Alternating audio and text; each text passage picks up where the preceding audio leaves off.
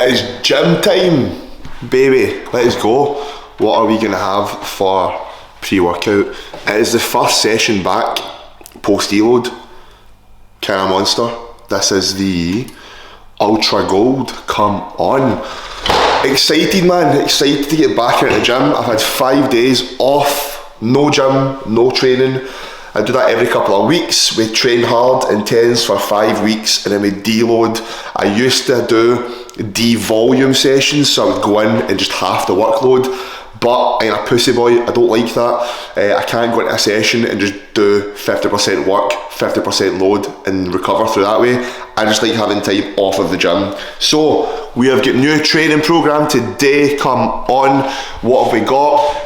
The new split. We've got push days and pull days back in. Lovely. Love that stuff. The split before was upper, lower, upper, lower, upper. And now the split is push, pull, legs, upper, lower. The bias at the moment is going to be everything upper. So it means that volume on that is going to be getting fucking thrashed over the next couple of months. I'm deciding whether I do... Oh wow, this does not look good. Jesus, this is all clumpy. Can you still have this when it's all... Nah. Yeah, this needs to get binned. When's the sell-out date on that? I don't know if I can show you, but... that won't focus, it's too dark. It's very lumpy and grainy inside, so that's just going to get put in the bin. So, no pump then, just a bit of monster. Let's put this in the bin. Get that to fuck. So, session today. What is today's session? You're going to find out. I'm going to run you through my push day. I don't know if it's going to be an edit, a talk through, whatever, but you're going to see a push day. Okay, and I'm excited. See just the feeling you have of doing push together. Like I've been upper lower since September, but the odd day I've done a push day if I've trained with a pal. But just see the feeling of doing push and just having everything up here, just feeling like just up. It feels pretty damn good. So I'm excited. So sit back, relax, and enjoy the push workout. Going to try and set some good baseline numbers today, and pick what movements I'm going to run up. I've got a flat press machine of choice and an incline press of choice, so I'll pick what movements I do. I don't know whether to run up a flat Smith or an incline Smith, or do a flat Smith press to start, and then do, you know what, I'm going to sort it out. But sit back, relax, and enjoy.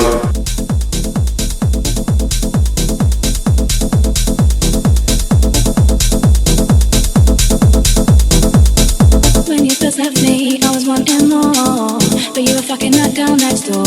What'd you do that for?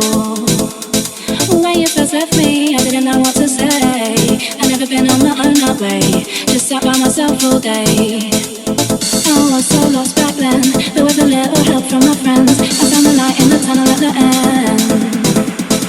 Now you're calling me up on the phone, so you can have a little wine and a moan. It's only because we're feeling alone. At first, when I see you cry, it makes me smile. Yeah, it makes me smile.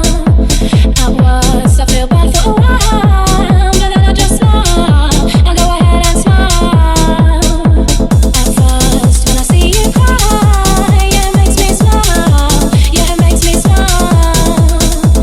At worst, I feel bad for a while, but then I just smile and go ahead and smile. At first, when I see you cry, it makes me smile. Yeah, it makes me smile. At worst, I feel bad for a while, but then I just smile and go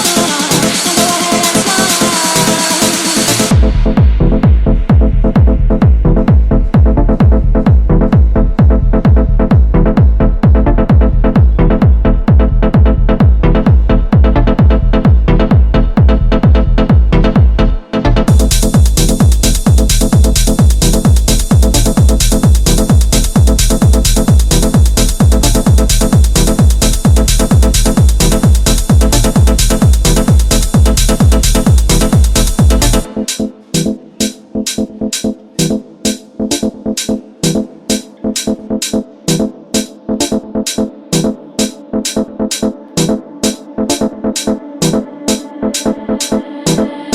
Whenever you see me, you say that you want me back, and I tell you it don't mean jack. No, it don't mean jack. I couldn't stop laughing, no, I just couldn't help myself. See, you messed up my mental health. I was quite unwell. Oh, I'm so lost back then, but with a little help from my friends, I found the light in the So, we're back home, we're showered, and we are fatigued. That was a nice... a nice session, man. A very nice session. I did rip the arse with it a little bit on the second movement.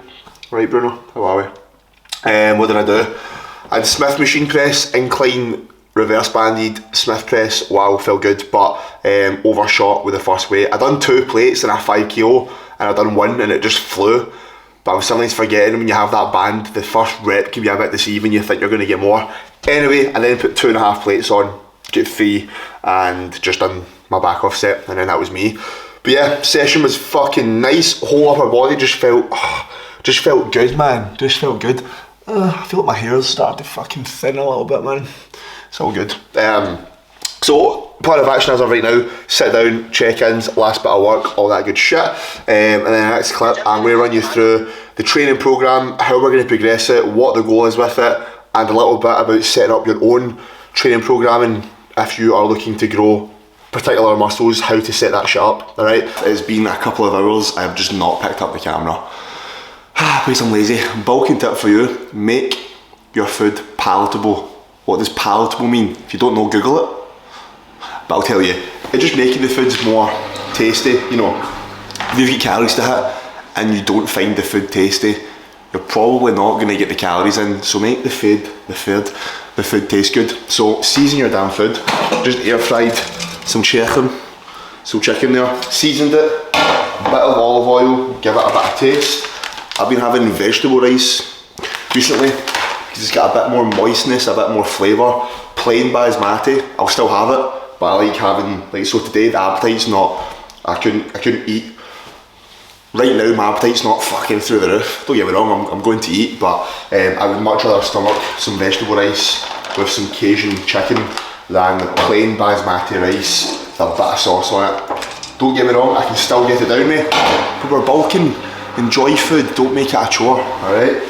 Gonna get a little bit of sriracha mayo, and then what I'm also gonna do to get some extra carbs in, I'm gonna have all of this in a wrap or two. Boom. 75 grams of carbs for that, 30 grams of carbs for that, 100 grams of carbs for a small meal. Not a small meal. Why is that not focusing for a meal like that? So yeah, my bulking tip: make the food taste good, make it palatable. If you've got such boring ass foods, there's nothing hardcore about you, you're not cool. You're not cool because you eat plain chicken and rice. You're just a gimp. So make your shit taste good. How are we? Here we go. Training program. Let's motherfucking run through it. So what we have got is we have got push, pull, legs, upper, lower. As you can see, PPL, UL. We love this split. I've ran this before in the past. Again, you can the push, pull, legs, upper, lower split is good because you can manipulate volume across every muscle group to different biases. So at the moment we're running this split with an upper focused, but if we wanted to make this a lower focus, we could just have a lot more volume on the lower days and have less workload across the upper days, and maybe tag on a little bit of legs on like the pull day, a bit of hamstrings or whatever if we wanted to grow that a little bit more. So a nice split which covers good bases. But as you can see here, we've got each muscle group and we've got the starting volume for each muscle group. So this is week 1 starting point. So this is the lowest amount of workload we'll do on a week-to-week basis. So as you can see, chest is 13 sets, back is 16 sets, delts are 14 sets. I think that includes an overhead press. Quads are at 13, hams and glutes are at 10, 12 for biceps, 12 for triceps, and 8 for calves. I might tag on some more calves because your boy wants some big ass looking legs, or should I say calves, but I'm actually shitting myself for a leg focus block because I know how hard the upper body ones are, so a leg one's probably going to take my soul, okay? But anyway, the goal for right now is obviously chest, back, delts, and arms is the only things that we're going to up volume on across these next few weeks, okay? So over a 4 to 6 week time frame, as you can see here, dictated by feedback with regards to how I'm managing from a fatigue point of view. Everyone's different. Some people can get through 8, 10, 12 weeks. Some people can only get through 4 to 6 weeks. If you're training really hard, you've got a higher strength level, you're bulking, it's going to probably be likely that you don't get as long out of a mesocycle before needing a deload, okay? Anyway. So we've got push day, which is first. So we've got a flat press of choice to begin with. I have chose the flat hammer strength press. Incline press of choice, I have went for a incline Smith with a reverse band. We've then got a Costo cable fly. So that is just basically the lower to mid fibres of the chest. Again, we're covering a whole basis here. We've got a flat press for those lower to mid fibres. We've got an incline press for the upper fibres, and we've got a fly to get the pecs nice and short. So every angle of the pec has been absolutely rinsed. Lying cable lateral raise, machine unilateral, just one at a time. We've got a crossbody push down and overhead extension. So you'll see the regular theme here is we're covering a wide spread of movements across all angles and all biases of different heads and different regions of the muscle, which is going to give you the most growth, essentially. We've then got a pull day. I have not had a pull day in a while, or a push day to be fair, because I've been upper lower, so I am extremely horned up for this shit. Chest supported cable pullover. Again, I will have videos out over the next few weeks of all these sessions with tips and all that good shit. Machine row of choice. I'm just going to either do a lat row or an upper back row. I've got pull tomorrow, so I'll probably actually get a video of that for the Insta. Low-key shout out, if you don't follow the Instagram, give it a damn follow. Lewis Holden with an underslash at the beginning and at the end. Cable pull down. So obviously we've got a pull down and a pull down, but the bias of musculature is different. Cable pull down for an upper back will be a wide grip with the elbows behind the body to get a bit of a bias to the rear delt, the mid trap and the rhomboids. And a machine pull down being lat dominant is also unilateral, so a single arm lat pull down essentially. Bicep movement of choice, again, it's nice to sometimes have your own free reign of a movement. So if I've got a standing cable curl, which is working me in the mid range, I'll probably try and get the biceps short here, so I'll likely do a preacher curl here. First leg day, machine adductor, leg curl, seated. So we're working at the hamstrings, seated leg curl in the lengthened range. Reverse banded hack, we'll get that done. 45-degree hip extension, I'm likely going to do a Romanian deadlift instead because I want to run those motherfuckers up. Calf raves, raving those calves, with a cable rope crunch. Then we've got upper body day, a machine shoulder press. I am going to choose the hammer strength shoulder press. I really want to get 4 plates on that. That would be cool. Dumbbell side raise and rear delt fly, just a wee superset in there. A sterno cable press, which again is the lower to mid fibres. A cable press is goated, man. We're basically able to get the chest lengthened, challenge the chest in the lengthened and contracted range. So it's like a press / fly in the one movement.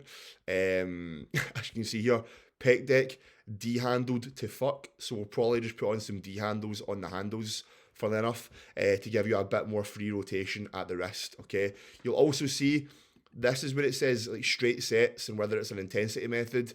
So a straight set, just obviously as it sounds, just a set, rest and a set. A giant set, we've got like, we've got a couple of, what else have we got? So we've got like a rep match. So all these other things are intensity methods to accumulate more volume. So even though it might say I've only got 13 sets of chest, it might not be including like an intensity method, which ultimately, you know, one intensity method set can equate to 3 sets. It's just a way of getting more workload in, all right? Where are we? So, yeah, and then we're just finishing off with a machine row of choice. I'll either do upper back or lat, and then some arms to finish. And then the last leg day is a lying leg curl, a pendulum squat, which I think is going to ruin my fucking life. 2 squats in a week, god damn. The legs will still grow from this, which is good, but they're not at the forefront. It's going to be the upper body that's at the forefront, but the legs will still grow, okay? Hip dominant leg press just means a leg press, but we're having the back angle, the back pad up a little bit to make it more hip dominant, which will recruit a little bit more glute in that as well. Leg extension, calf raises, and bodyweight reverse crunch. Bosh. Boom, what is happening? That was the training program. That is my split. That is what we're running for the next couple of months. Probably run that for a good bit. We're on February, man. So it's February. I'll run this for February, March, April, May, and then I'm away on holiday. I've got Ibiza in June. Come on. I'd be fine in June, which I'm buzzing for, and I'll come back and there might be a new split after that. So typically at least 3-4 months with a new workout split.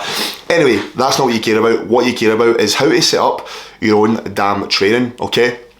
Let's talk about the workout split first. The workout split will be dictated by how you distribute your weekly volume, okay? Training volume is what makes an individual grow, alright? If you've got an individual doing 4 sets of chest a week, do you think he's going to grow more than the guy that's doing 12 sets of chest a week? Probably not, alright? Yes, more does more, but not to the fucking point you're doing 40 sets, alright? Then it's a diminishing return, but more does more. So with that in mind, okay, if you're doing a bro split, and let's just say obviously you're doing chest, you're likely going to have 5 chest exercises in that session, okay? If you do any more than that, you're mad. But let's just say you've got 5 chest movements, and you've got 3 sets on every single one of those. Yeah, you could add on an extra set, but the more you add, is the quality of them going to be good? It's all about the quality, not quantity, okay? So you want to make sure the quality of those sets is good. So where do you go from there? You've got your 5 movements, you want to add on more. You can't add on more to that chest day, because that's retarded.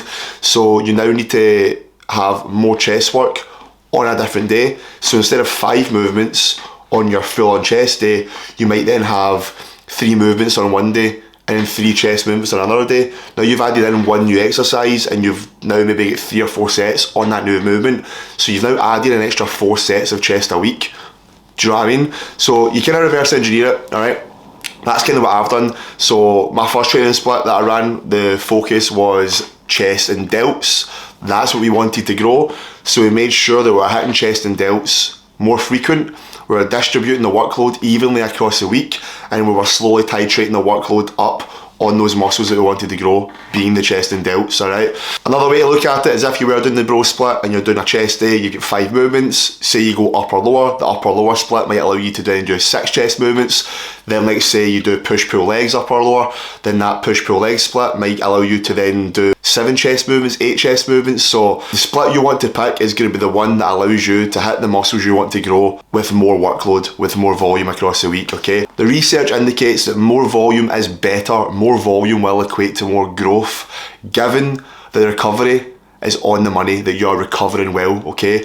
What we need to be mindful of is one wee thing to note is myself, I train to failure on every single movement I do. So the amount of volume that I need will be lower than somebody that trains with reps in reserve or doesn't train to failure. The harder you train, you don't need as much workload, okay? If you train like a pussy, if you don't train too hard, right, you leave a couple reps in the tank, okay?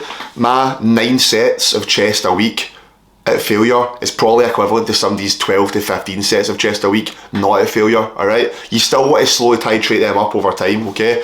Now, as I said, I know I'm not giving you an actual training split in place. It's because I can sit with a pen and paper and write like 30 training splits, okay? And so can you.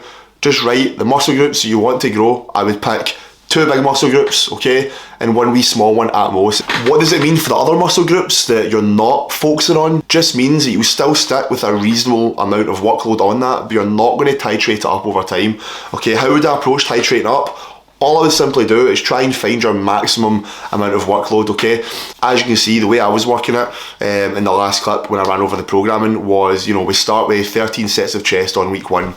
On week 2, that might go up to 15 sets. On week 3, that might go up to 17, 18 sets. On week 4, 20. On week 5, 23. So over 5 weeks, we've added on 10, 12 sets extra to that muscle group. So that's how you want to essentially work it. Find your threshold, find what you can recover from. If you run a full 5 weeks, 6 weeks, adding more sets, and you're still flying, then it's an indication you can get away with more.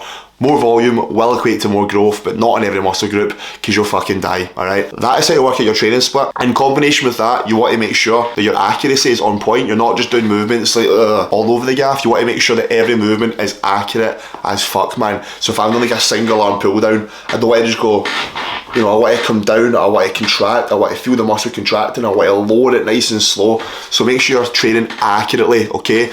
Make sure you're training muscles throughout a full range. So from an exercise selection point of view, pick movements on every muscle that allows you to fully lengthen the muscle. So work the muscle in a stretched position, allows you to work the muscle in a contracted position and a mid-range position. So let's take the quads for example. Movements that would cover our full bases for the quads would be a squat, because we're working in the lengthened range.